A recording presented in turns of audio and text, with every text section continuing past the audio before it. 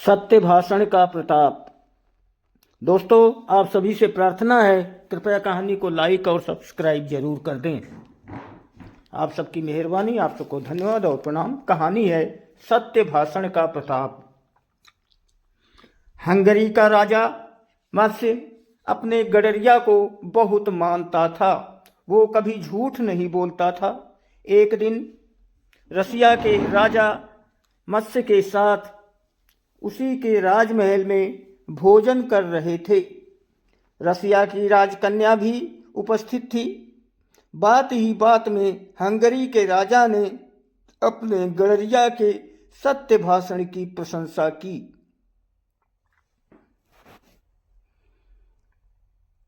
भीम राजा को ये बात अच्छी नहीं लगी। उसने कहा, ये नितांत असंभव है।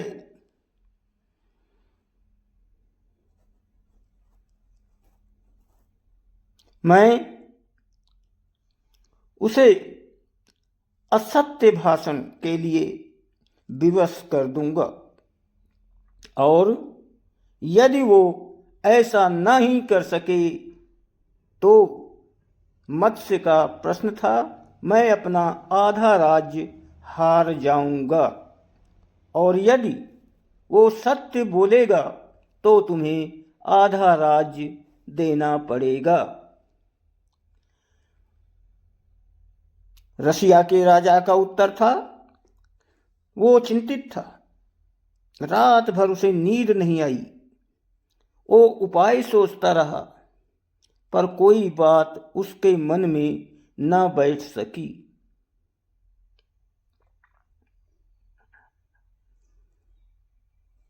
गडरिया के पास सुनहले रंग का एक मेमना है। मैं बड़ी से बड़ी खुशी देकर गडरिया से मेमना मांग लूंगा। उसके गायब हो जाने पर वो राजा के सामने कोई कल्पित कथा कहकर प्राण बचाएगा और झूठ बोलने के लिए विवश होगा। उसे नींद आ गई। मैं किसी भी मूल्य पर सुनहरा मेमना आपको नहीं दे सकता। मैंने अपने राजा का नमक खाया है। मेमना आपको देकर मैं राज सिंहासन के सामने झूठ नहीं बोल सकता। गडरिया के इस उत्तर से रसिया नरेश की आशाओं पर पानी पड़ गया। वो सवेरे सवेरे उससे मिलने गया था। मैं तुम्हें इतना धन दूंगा कि उससे तुम्हारा जीवन निर्वाह हो जाएगा। मेमना मुझे दे दो और अपने मालिक से झूठ बोल दो कि उस मेमना को भेड़िया उठा ले गया।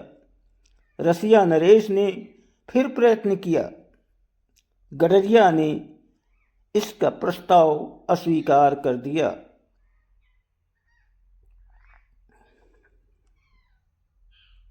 राजा ने अपनी लड़की भेजी। उसे विश्वास था कि लड़का लड़की से मुग्ध होकर गडरिया मेमना अवश्य दे देगा।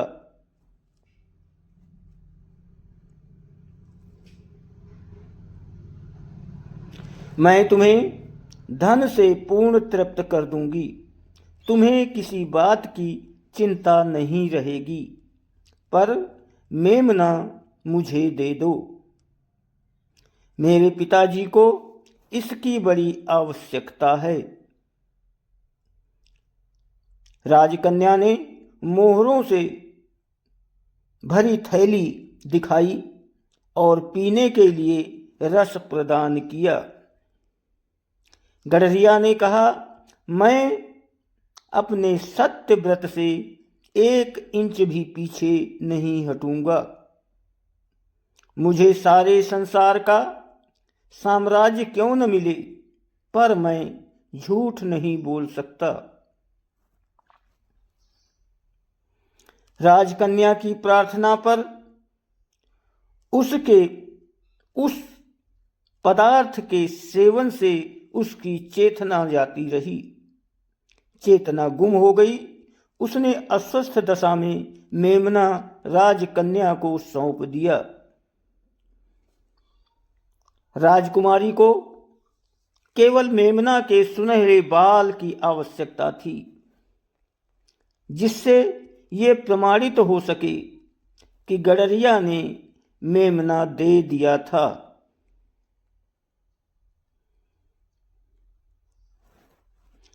रसिया नरेश को प्रसन्नता की सीमा न रही। वो यही सोचने लगा कि कब सवेरा हो और वो राजमहल में जा पहुंचे। गडरिया ने चेतना प्राप्त की। उसे अपनी करनी पर बड़ा पश्चाताप हुआ। उसने सोचा कि मैं राजा से कह दूंगा कि मेमना भाग गया। अपने मन में सोच रहा है, पर यह संभव है? ऐसा कभी नहीं हो सकता। मेमना के साथ ही साथ पूरे झुंड को भाग जाना चाहिए था। अपने में ही मंथन कर रहा है, खुद सोच रहा है मन से, अंतरात्मा से। उसकी अंतरात्मा ने धिक्कारा, ये झूठ है, ऐसा कभी नहीं कहना चाहिए। वो राजमहल की ओर बढ़ता गया।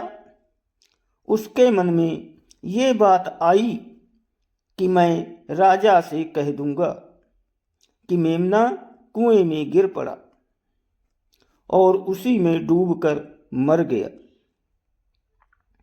ये ठीक नहीं है। फिर चिंतन कर रहा, मनन कर रहा है। उसके अंदर आंदोलन चल रहा है विचारों का। ऐसा होता तो दूसरे भेड़ भी गिर पड़ते। उसके मन ने फटकारा कि झूठ बोलना महापाप है। अचानक ही वो प्रसन्न हो उठा। उसने सोचा कि मैं राजा को समझा दूंगा कि मैंने भेड़िया मेमने को भेड़िया खा गया। इस बात से भी उसका मन संतुष्ट नहीं हुआ। राजमहल में प्रवेश करते ही गडरिया बोला, एक शुभ समाचार सुनाना चाहता हूं। गडरिया ने मत्स्य के और उसके अतिथि रसिया नरेश और उसकी कन्या को अभिवादन किया। रसिया नरेश समझता था कि गडरिया झूठ बोलेगा, पर उसके चेहरे पर हवाइयां उड़ने लगीं। मैंने आपका मेमना को बदलकर काले रंग का मेघा तो ले लिया है, और महत्वपूर्ण बात तो ये है कि ये नया सौदा सुनहरे मेमना से कहीं अधिक सुंदर है। गडरिया प्रसन्न था। परसिया नरेश का चेहरा सत्य भाषण से उतर गया। वो खिन्न था। मैं तुमसे बहुत प्रसन्न हूं। तुमने धन और सौंदर्य पर किसी भी कीमत पर असत्य भाषण नहीं किया। इन्हीं तीनों से अंधा होकर मनुष्य बड़े से बड़ा पाप कर डालता है। तुम्हारी सत्यनिष्ठा ने मुझे रसिया नरेश के आधे राज्य का अधिकार दिया है, और ये आधा राज्य मैं तुम्हें सौंपता हूं। तुम्हारे सत्यव्रत का ये पुरस्कार है। हंगरी के राजा के वचन थे, और ये है काले रंग का मेमना। गडरिया ने सुंदरी राजकन्या की ओर मत्स्य का ध्यान आकर्षित किया। ए राजकन्या, मैं अपनी ओर से तुम्हें प्रदान करता हूं सत्य विजय के उपलक्ष्य में। रसिया नरेश ने उदारतापूर्वक अपना कर्तव्य पूरा किया। गडरिया का सुंदरी राजकुमारी से विवाह हो गया। सत्य भाषण के प्रताप से गडरिया एक विशाल राज्य का अधिकारी घोषित किया गया। धन्यवाद। फेसबुक वालों, कृपया कहानी को लाइक जरूर करें, फॉलो करें। आप सभी को बहुत बहुत धन्यवाद। और अगर यूट्यूब में हैं तो इसे लाइक और सब्सक्राइब जरूर करें। धन्यवाद।